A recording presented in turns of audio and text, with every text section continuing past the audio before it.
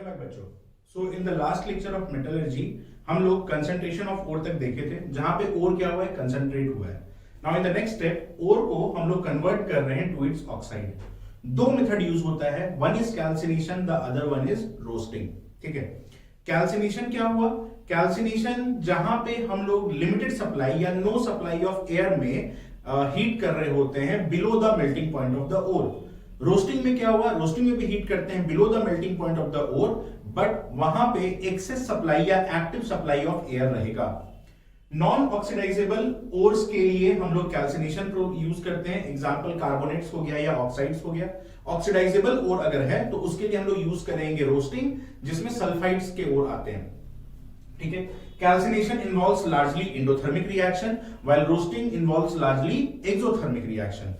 Example है, देखो ना, Al2O3.XH2O ऑक्साइड का ओर है, हीट करेंगे, लॉस ऑफ मॉइस्चर हो गया, ऑक्साइड में हमको मिल गया Al2O3 जो हमारा मेन इंटेंशन था। Now in case of roasting also example ले लो, PbS in presence of air heat करेंगे तो PbO एंड SO2 बनके बाहर निकल गया, again we got the oxide. ठीक है, एक होता है सिंटरिंग। सिंटरिंग होता है रोस्टिंग ऑफ ओर जहां पे मेल्ट करना शुरू हो चुका है, तब that process is known as sintering. अब ये सब जो काम करते हैं ना, ये सब सारा काम लोग एक फर्नेस में करते हैं। तो कितने टाइप्स ऑफ फर्नेस बेसिकली हम लोग को पढ़ना है? 3 टाइप का। ठीक है, ब्लास्ट फर्नेस, रिवर्बरेटरी फर्नेस और किल। क्या क्या डिफरेंस है देखो तो। कोई भी फर्नेस में ना बेसिकली 3 ही चीज इंपॉर्टेंट है, एक तो फ्लेम, फ्यूल और तीसरा ओर। ठीक है, इन्हीं तीनों का कॉम्बिनेशन से हम लोग इसको डिफाइन करते हैं। So basically what is a kiln? Kiln है कि फ्यूल प्लस फ्लेम, ठीक है, एंड ओर, ये तीनों are in direct contact with each other.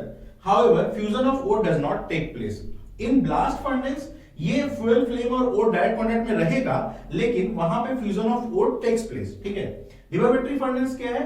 Flame and ore are in contact but ore is not in contact with fuel. ठीक है, तो ये हम लोग टाइप्स ऑफ फर्नेस देख लिए। तो बेसिकली अभी तक हम लोग जो ढेला लिए थे और ढेला से हम लोग उसको कन्वर्ट किए थे, कंसंट्रेट करके ओर में कन्वर्ट किए थे, अब उस ओर से हम लोग ऑक्साइड में कन्वर्ट कर चुके हैं। नाउ नेक्स्ट मेथड क्या होगा? नेक्स्ट मेथड होगा कि जो ओर बन गया, ओर का जो ऑक्साइड बन गया है, उस ऑक्साइड को रिड्यूस करना।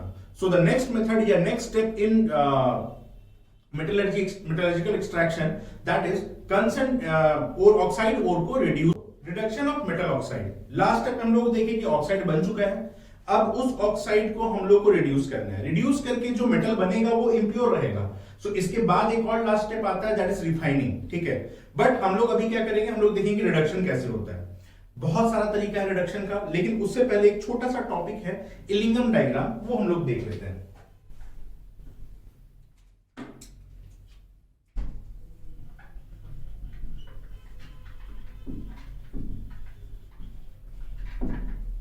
इलिंगम डायग्राम क्या होता है? इलिंगम डायग्राम देखो, बेसिकली इलिंगम डायग्राम जो है ना, वो एक प्लॉट है। ठीक है, टेम्परेचर वर्सेस डेल जी का, गिव्स फ्री एनर्जी। हम लोग इतना जानते हैं थ्रू थर्मोडायनामिक्स के लिए, डेल्टा जी नेगेटिव होगा मतलब रिएक्शन इज स्पॉन्टेनियस, अगर डेल्टा जी पॉजिटिव होगा मतलब reaction is non spontaneous. Spontaneous reaction खुद ब खुद हो रहा होगा, नॉन स्पॉन्टेनियस के लिए तुम लोगों को एक्सटर्नल सोर्स का जरूरत पड़ेगा। ठीक है, तो एनसीईआरटी में जब देखोगे ना तो बहुत हैफाजार्ड बना हुआ है इलिंगम डायग्राम, वो पूरा पेज। वो लोग क्या किया ना, वो एक्चुअली एक टेबल हो गया, इसमें सारा इलिंगम डायग्राम के बेसिस पे जो हम लोग एनालिसिस पे आएंगे वो सारा उसमें दे दिया, कौन किसको रिड्यूस करता है। मैं एक सिंपल एग्जांपल लेके तुम लोग को सिखाऊंगा। ठीक है, जैसे देखो तो पहले ये है डेल जी वर्सेस टेम्परेचर का ग्राफ। ठीक है, डेल्टा जी नेगेटिव, ठीक है, ये वाला पॉजिटिव एंड हो गया, इधर वाला नेगेटिव हो रहा है। नेगेटिव इसका मतलब इस रिएक्शन क्या है? स्पॉन्टेनियस है। सपोज करना इसमें कोई एक रिएक्शन ऐसा है जिसके लिए, जैसे ऐसा है मान लो,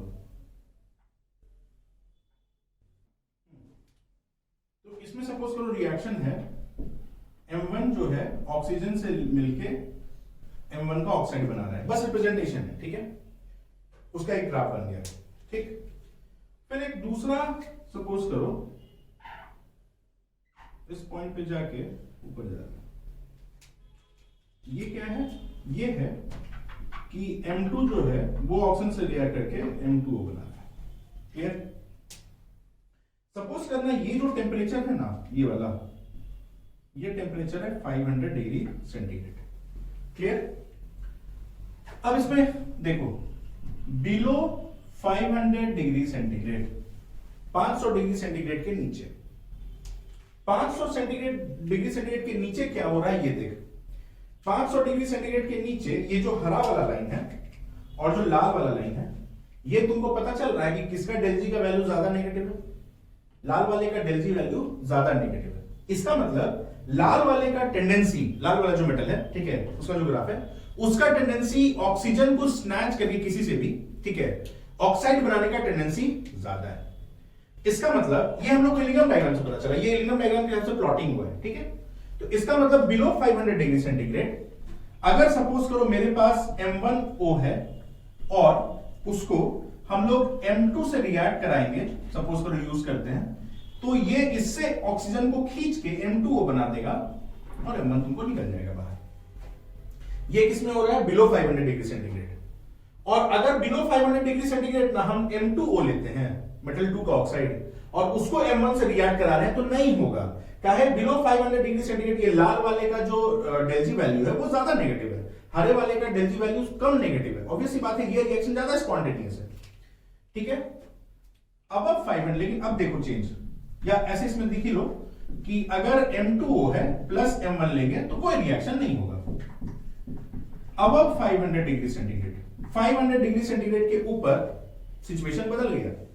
हरा वाले का जो डेल जी वैल्यू है वो ज्यादा नेगेटिव हो गया, लाल वाले का डेल जी वैल्यू क्या हो गया? कम हो गया, ठीक है, पॉजिटिव की तरफ जा रहा है। तो अब क्या है कि इस लाल वाले का मतलब M2 का ऑक्साइड बनाने का टेंडेंसी जो है वो कम हो गया, लेकिन M1 का जो ऑक्साइड बनाने का टेंडेंसी है, दोनों स्पॉन्टेनियस रिएक्शन, एक्चुअली रिएक्शन दोनों स्पॉन्टेनियस है, ये वाला ज्यादा स्पॉन्टेनियस था, ठीक है। इसमें आ गया, अगर हरा वाला में देखें तो इसका अबव 500 डिग्री सेंटीग्रेड, इसका ऑक्साइड बनाने का टेंडेंसी ज्यादा स्पॉन्टेनियस है, मोर स्पॉन्टेनियस। इसका मतलब कि अब अगर हम लोग M2O लेंगे और उसको M1 से रिएक्ट कराएंगे तो ये M1O प्लस M2 बना देगा। क्लियर है? और अगर मान लो इसी में हम लोग ऐसा बोले कि तुम अगर सपोज करो M1O लेके M2 से ट्रीट कर रहे हो तो इसमें रिएक्शन नहीं होगा, ठीक है। इसका मतलब कि इलिंगम डायग्राम जो प्लॉटिंग हुआ, इस एनसीईआरटी में क्या किया, ऐसा खूब सारा चार्ट सब पूरा ऊपर नीचे बना दिया है। किस ऑक्साइड को रिड्यूस करने के लिए कौन सा बेटर होगा, कितने टेम्परेचर तक बेटर होगा, वो डाटा तुमको कहां से मिला? इलिंगम डायग्राम से। किसी एक टेम्परेचर के बाद, कोई टेम्परेचर हम लोग ऊपर बढ़ते हैं, उस टेम्परेचर पे जाके, जैसे मान लो ब्लास्ट फर्नेस पे यही रिएक्शन कर रहे हैं, 500 तक हमको करना है, तो हम उसका टेम्परेचर सेट करके रखेंगे कि किसी भी कीमत पे वो 500 डिग्री सेंटीग्रेड से ऊपर नहीं बढ़ेगा। और हम टेम्परेचर का बात कर रहे हैं, इसका मतलब ये नहीं कि जो हम लोग ये कर रहे हैं, हम लोग फर्नेस का टेम्परेचर का बात कर रहे हैं। धीरे धीरे हीट बढ़ता रहेगा तो उसका टेम्परेचर बढ़ता रहेगा, ठीक है। क्यों? अगर फर्नेस का टेम्परेचर क्यों रेगुलेट करना जरूरी है? मान लो फर्नेस में यही रिएक्शन हो रहा है, 500 से ऊपर पहुंच गया, तो फिर तुमको चाहिए था, मान लो सपोज करो M2O चाहिए, या तुमको M1 ऑक्साइड नहीं चाहिए, तुम मान लो M1 चाहिए था जो इम्प्योर मेटल, लेकिन तुमको मिलेगा क्या? अब 500 M2 मिलना स्टार्ट हो जाएगा। बात समझ में आया? तो ये कहां से पता चला? ये पता चला है थ्रू इलिंगम डायग्राम, रिडक्शन का जो है इलिंगम डायग्राम। इसी के हिसाब से फिर हम लोग निकालते हैं कार्बन रिडक्शन और ये सब में कि कौन सा किसको रिड्यूस करने के लिए कौन सा हम लोग मेटल लेंगे या कौन सा मेटल का ऑक्साइड लेंगे कि ये फर्दर रिड्यूस हो जाए, और हम लोग को यहां जो मेटल मिल रहा है वो मेटल तो मिलेगा, बट वो मेटल क्या है? इम्प्योर मेटल, ठीक है। और भी रिडक्शन का मेथड है, देख लेते हैं हम लोग। थर्माइट रिडक्शन हो गया, सेल रिडक्शन हो गया, चलो लोग सारा कुछ अभी कवर कर लेते हैं। टाइप्स ऑफ की हम लोग रिड्यूस कर रहे हैं मेटल ऑक्साइड को इम्प्योर मेटल में। One is self reduction. Self reduction क्या होगा? Sulphides of less electropositive metal, जैसे लेड हो गया, कॉपर हो गया, मरकरी हो गया, ठीक है ना, ऑन पार्शियल रोस्टिंग कन्वर्ट कर गया ऑक्साइड में, ठीक है। पार्शियल रोस्टिंग में जरूरी नहीं कि सारा का सारा कन्वर्ट कर जाए, हो सकता है कुछ कन्वर्ट किया हो, कुछ कन्वर्ट नहीं किया हो, ठीक है। तो जो मेटल ऑक्साइड फॉर्म कर रहा है ना, वो रिमेनिंग मेटल सल्फाइड से रिएक्ट करके मेटल और SO2 बना देगा। SO2 गैस बन के बाहर निकल गया और हमें मेटल मिल गया, ठीक है। एग्जांपल देख लो, PbS प्लस O2, ठीक है, PbO प्लस SO2 बना दिया। तो सारा PbS कन्वर्ट नहीं किया है, कुछ तो कन्वर्ट किया। अब ये जो PbO बना है वो PbS के साथ, बचा हुआ PbS साथ रिएक्ट करके Pb मेटल प्लस SO2 बन गया। इन जनरल अगर हम लोग रिएक्शन लिखेंगे तो क्या लिखेंगे? मेटल का ऑक्साइड प्लस मेटल का sulphides will give you metal plus SO2। तो रिडक्शन का एक और तरीका है थर्माइट रिडक्शन। थर्माइट रिडक्शन मतलब एल्युमिनियम से रिडक्शन, स्पेसिफिकली होता है सिर्फ और सिर्फ एल्युमिनियम से रिडक्शन। क्या होता है एल्युमिनियम से रिडक्शन में? एल्युमिनियम किसी भी ऑक्साइड के साथ ट्रीट करेंगे हमारा, ठीक है ना, और ये क्या बन जाएगा Al2O3 और प्लस तुमको जो मेटल मिल जाएगा। लेकिन याद रखना है कि जो मेटल मिल रहा है वो मेटल कैसा है, प्योर या इम्प्योर? तो वो मेटल इम्प्योर है जिसको फर्दर रिफाइन करना पड़ेगा। आपके पास एक रीडिंग असाइनमेंट होगा, रीडिंग असाइनमेंट में स्पेसिफिकली वो एलिमेंट्स का नाम दिया हुआ है जिस एलिमेंट्स के लिए ये यूज होता है रिडक्शन मेथड, ठीक है। तो वो सारा जितना एलिमेंट्स के बारे में वो बोला है कि इस एलिमेंट्स के बारे में आपको वो रटना पड़ेगा, ठीक है, क्योंकि क्वेश्चन में कुछ भी पूछ सकता है। जैसे मैं तुम लोग को 7-8 के बारे में तो बताऊंगा रिडक्शन प्रोसेस पर्टिकुलर एलिमेंट वगैरह का, ठीक है। तो उसमें हम लोग देखेंगे कि ये है, अगर इस मेटल का ऑक्साइड है तो कौन सा हम लोग मेथड लगा रहे हैं। सेल्फ रिडक्शन, सल्फाइड्स वाला हो गया तो सेल्फ रिडक्शन लगाएंगे। कि हम लोग मान लो अगर हम लोग के पास क्रोमियम का आ गया तो हम लोग उसको रिड्यूस करने के लिए थर्माइट यूज कर रहे हैं, या फिर एक स्मेल्टिंग भी होता है, चलो स्मेल्टिंग भी देख लेते हैं, ठीक है ना। तो अगर तुमको वो याद नहीं होगा, वो पोर्शन जिस पोर्शन में किस मेटल के लिए क्या यूज हो रहा है, तो फिर वो दिक्कत है। तो you have the reading assignment, उसमें स्पेसिफिकली मेंशन है। बहुत बार ऐसा होता है कि जो इंप्योरिटी है ना, वो इंप्योरिटी सॉल्युबल नहीं होता है, जल्दी मेल्ट नहीं करता है। सॉल्युबल छोड़ो, जल्दी मेल्ट नहीं करता है। तो हम लोग बाहर से कुछ फॉरेन सब्सटेंस डालते हैं जो उससे रिएक्ट करता है। तो जो फॉरेन सब्सटेंस बाहर से डालते हैं उसको हम लोग बोलते हैं फ्लक्स। वो रिएक्ट करके बनाता है स्लैग, और वो स्लैग जो होता है वो इजी टू मेल्ट होता है और फर्दर हम लोग रिएक्शन को प्रोसेस आगे करते हैं। That method is known as melting, ठीक है। Conversion of an infusible impurity to a fusible form. Infusible मतलब जो मेल्ट नहीं कर रहा है, डिफिकल्ट टू मेल्ट। फ्यूजिबल जो इजीली मेल्ट कर जाए, ठीक है। और इसमें जो हम लोग बाहर से डालते हैं वो क्या डालते हैं, वो हम लोग डालते हैं फ्लक्स, ठीक है। फ्लक्स दो टाइप का, या तो एसिडिक फ्लक्स होगा या फिर बेसिक फ्लक्स होगा। अब जो इंप्योरिटी जिसको हम लोग गैंग बोल रहे हैं, वो गैंग अगर एसिडिक होगा तो जो तुम फ्लक्स डालोगे that flux should be basic. अगर गैंग बेसिक होगा तो जो फ्लक्स डालोगे that should be acidic, vice versa होता है, ठीक है। तो एसिडिक फ्लक्स के एग्जांपल कौन कौन हो गए? P2O3, SiO2, P4O10। Basic flux example कौन हो गए? Calcium oxide, magnesium oxide, sodium oxide, ठीक है। एक एग्जांपल देख लेते हैं। जैसे मान लो SiO2 गैंग, एसिडिक गैंग, ये तब फ्लक्स कैसे डालेंगे? बेसिक। क्या डालेंगे? CaO, ठीक है। CaSiO3 बन गया, ये बन गया स्लैग। अब ये जो स्लैग है ये मेल्ट इजीली करेगा, this is the fusible form, ठीक है। सिमिलरली FeO गैंग के रूप में प्रेजेंट है जो बेसिक है, तो हम लोग SiO2 डाल रहे हैं यहाँ पे, ठीक है। What is SiO2? तो SiO2 is acidic flux, as a flux काम कर रहा है यहाँ पे, ठीक है। It will form a slag FeSiO3। Properties of slag क्या होगा? It is easy to melt, it is lighter than metal, it is insoluble in liquid metal, जो इंपॉर्टेंट है। एक एग्जांपल ऐसे ही रख लो यहाँ पे ध्यान में, थॉमस स्लैग Ca3PO4, ठीक है, जो यूज्ड होता है एज फर्टिलाइजर, ठीक है। तो ये सारे प्रोसेस में हम लोग देखे कि रिड्यूस करके हम लोग मेटल के फॉर्म में लाए हैं, और जो मेटल के फॉर्म में लाए हैं वो जो मेटल है वो मेटल तुम्हारा इंप्योर फॉर्म है। Last refining process last method जो है मेटलर्जी का, दैट इज रिफाइनिंग। अब रिफाइनिंग हम लोग दो टाइप से करते हैं, या तो फिजिकल प्रोसेस कर रहे हैं या फिर केमिकल प्रोसेस कर रहे हैं, ठीक है।